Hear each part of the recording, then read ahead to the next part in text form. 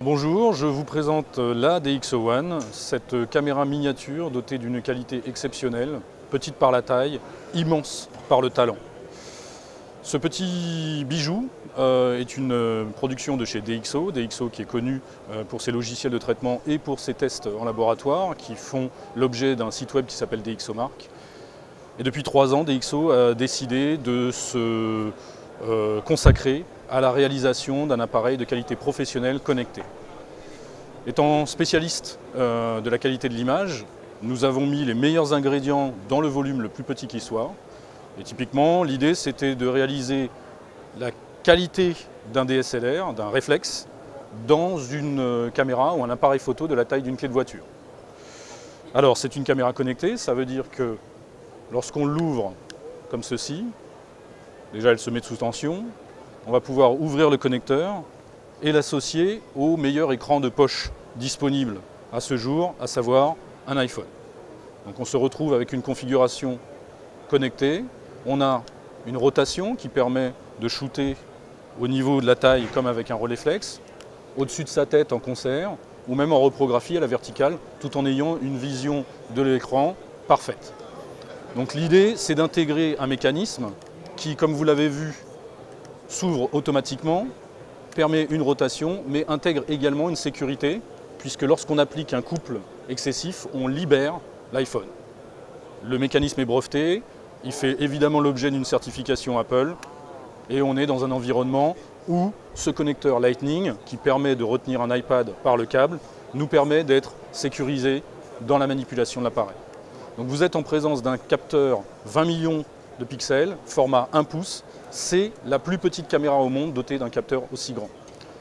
Encore une fois, l'idée est d'avoir les meilleurs ingrédients pour fournir la meilleure des qualités.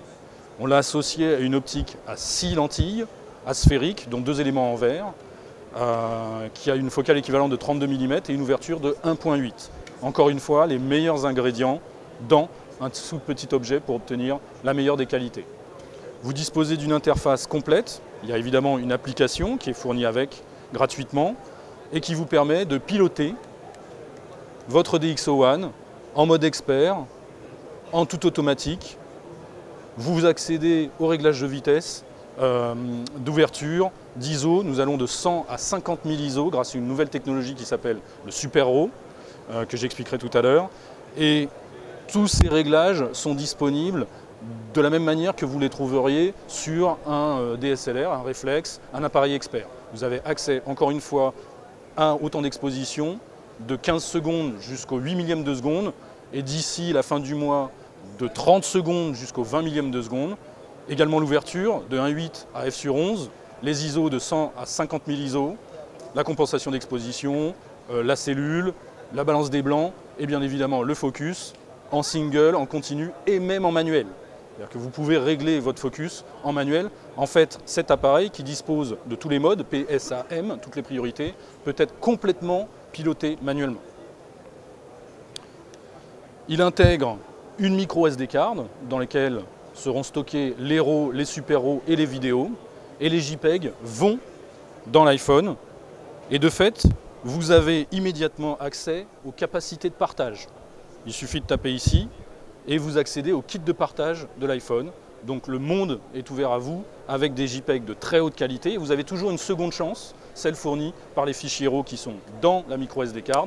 Vous déconnectez, vous connectez votre caméra sur un ordinateur.